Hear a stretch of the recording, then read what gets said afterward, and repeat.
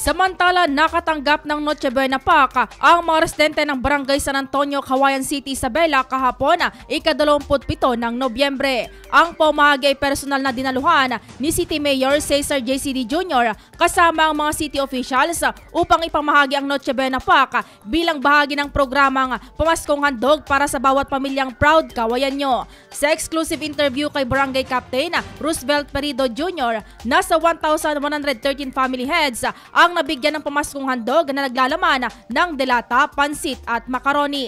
Anya, upang matukoy ang mga benepisyaryo ng nasabing programa ay nag-ikot ang barangay health worker at barangay nutrition scholar upang magsagawa ng assessment sa mga residente. Nagpapasalamat po kami sa lungsod ng Cauayan, Mayor JC, dahil taon-taon po na nagbibigay kayo ng pamaskong handog dito sa ating lungsod.